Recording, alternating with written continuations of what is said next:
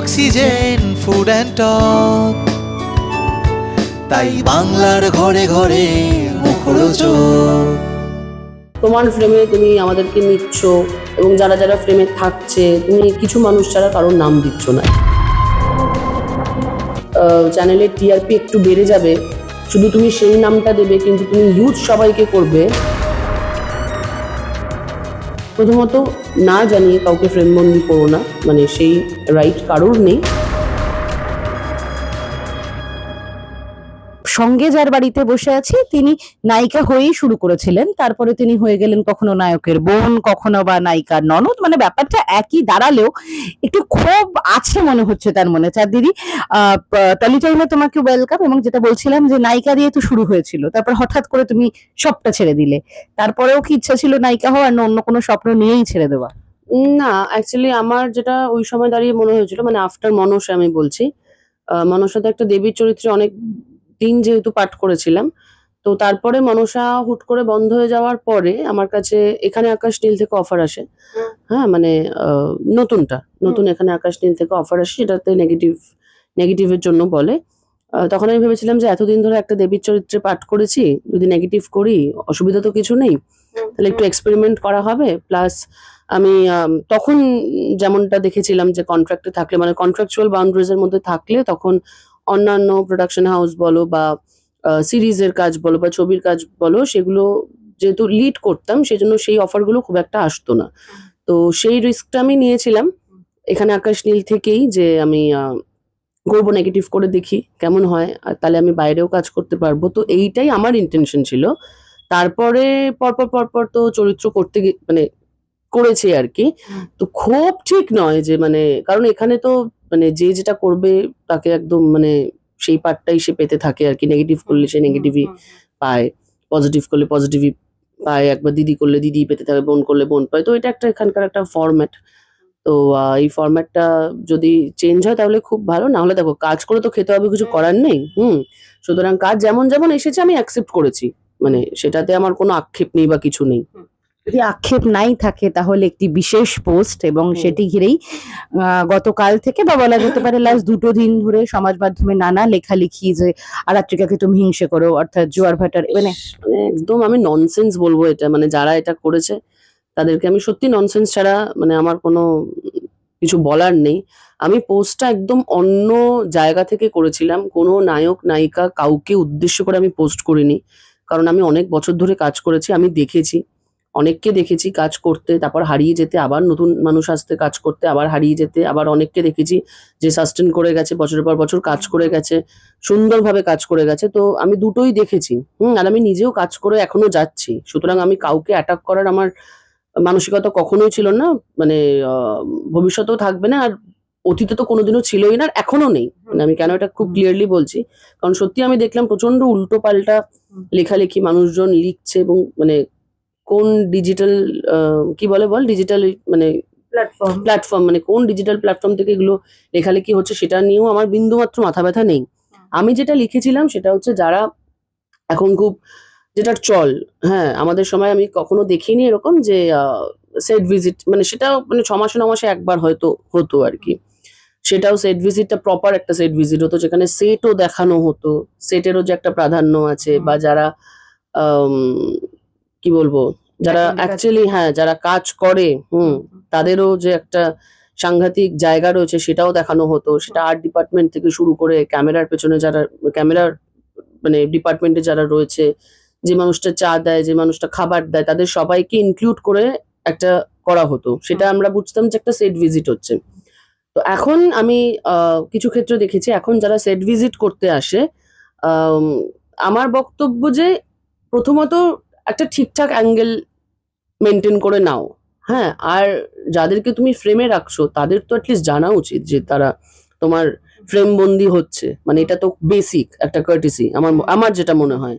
তুমি আমাকে না জানিয়ে, আমি কেউ একজন সামনে দাঁড়িয়ে আছে, আমি ব্যাকগ্রাউন্ডে আমি এরম করছি সেরম করছি, নিজের মতন আছি, আমি জানি না যে আমি ক্যামেরায় আসছি, তো সেটা আমি কেন অ্যালাউ করব? তুমি সেটা তোমার ফ্রেমে তুমি আমাদেরকে নিচ্ছ, এবং যারা যারা ফ্রেমে থাকছে, তুমি কিছু মানুষ ছাড়া কারোর নাম দিচ্ছ না, এটা প্রচন্ড অসম্মানজনক একটা বিহেভিয়ার বলে আমার ধারণা। এবং আমি এটা হাজারবার বলবো, যতবার আমাকে বলতে বলা হবে আমি একই কথা বলবো। আমার বক্তব্য এক নয়, নিও না, কেউ আসতে চায়নি, টু বি ভেরি অনেস্ট। হ্যাঁ, আর নিলে পারমিশন নিয়ে তোমার যা যা প্রশ্ন আছে, যা যা জিজ্ঞাসা আছে, সেগুলো জিজ্ঞেস করো, আমরা খুব ভালো মতন উত্তর দেব।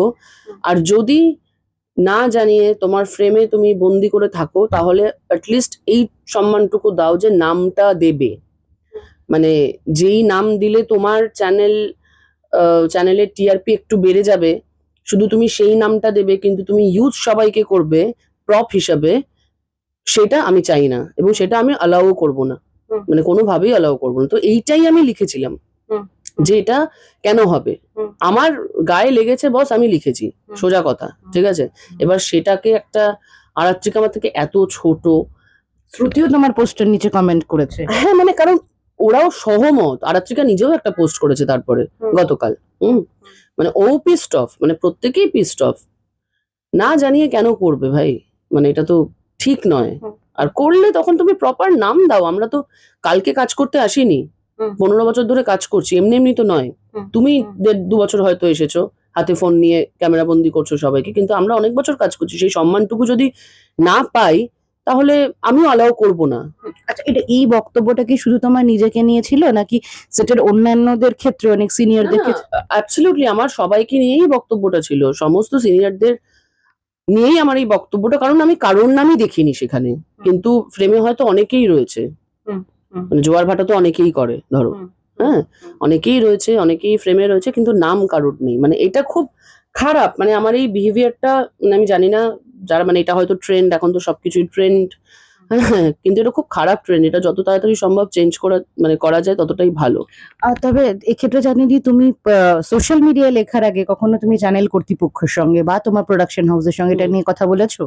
না, আমি বলিনি, কারণ আমার মনে হয়েছে যে যেটা আমার বক্তব্য, সবার একটা বাকস্বাধীনতা রয়েছে। আমি কিন্তু তুমি তো কাউকে তাদের বললে- অভিনেত্রী, হ্যাঁ হ্যাঁ, তুমি তো তাদের চ্যানেলের অভিনেতা এবং অভিনেত্রী। হ্যাঁ, তাতে তো কিছু যায় আসে না। আমার যেটা বক্তব্য সেটা আমি সোশ্যাল মিডিয়ায় জানিয়েছি, কারণ সোশ্যাল মিডিয়াতে লিখলে অ্যাকচুয়ালি মানুষজন সেটা দেখবে, এটাও ফ্যাক্ট, মানুষজনের চোখেটা পড়বে। সেই জন্যই আজকে আমি একটি বসে আছি এখানে। আমি যদি আমি মানে অন্য কারোর ওয়েতে আমি এটা বলতাম বা কিছু, তাহলে হয়তো বন্ধ করে দিত, যে সেট ভিজিট বন্ধ বা কিছু, মানে কোনো একটা অসম্মানজনক পরিস্থিতি তৈরি হয়েছে, আর আসতে হবে না, বা বন্ধ করে দিল হয়তো। কিন্তু বন্ধ করাটা তো উদ্দেশ্য নয়, শিক্ষা দেওয়াটা উদ্দেশ্য। তো সেই জন্যই আমার সোশ্যাল মিডিয়াতে পোস্ট করা আর কি। এক্ষেত্রে আরেকটা জিনিস আমি জিজ্ঞেস করবো, যে যে জায়গা থেকে বা যে চ্যানেলে তুমি দেখেছো সেই রিলস বা what ever the content is, তুমি তাদের সঙ্গে কথা বলার চেষ্টা করেছো? কারণ আমাদের অনেকের নাম্বারই তোমাদের কাছে থাকে। হ্যাঁ, আবার এত নতুন মেয়েও আছে না, অনেকের নাম্বার কেন, মানে মানে বুঝতেই পারি না কে কখন কোথা থেকে আসছে। এত নতুন মেয়েও আছে বা নতুন ছেলেও আছে, বোঝাটা খুব মানে মুশকিল হয়ে গেছে এখন। সেই জন্য কারোর সঙ্গে যোগাযোগ করে বলাটা আমার মানে এত কি বলবো, এত ইম্পর্টেন্স দিতে ইচ্ছা করেনি। আমার মনে হয়েছে আমি যদি একটা ফেসবুকে লিখি, আমার মনে হয় যে তাহলে এটা বেটার হবে আর কি, সেই জন্যই আমি লিখেছি।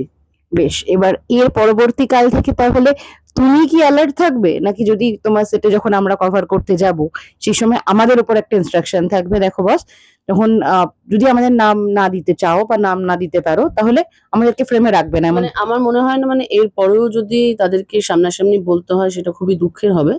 মানে আমি থ্রু দিস ভিডিও আমি এই বার্তাটা দিচ্ছি যে যেটা আগেও 100 বার বললাম, যে যদি প্রথমত না জানিয়ে কাউকে ফ্রেমবন্দি করো না, মানে সেই রাইট কারোর নেই। আর যদি করতে হয় তাহলে বেসিক সম্মানটুকু দিতে হবে, নামটা দিতে হবে, আদারওয়াইজ করো না, আমাদের প্রয়োজন নেই। আচ্ছা, সম্মানের জায়গাটায় যখন কথা তুমি বললে, সেক্ষেত্রে শ্রুতি তোমার পোস্টের নিচে একটু কমেন্ট করেছে যে এখন সত্যি সম্মানটা আমাদের ভেতর থেকে চলে যাচ্ছে, না বড়রা ছোটদের দেয়, না ছোটরা বড়দের দেয়।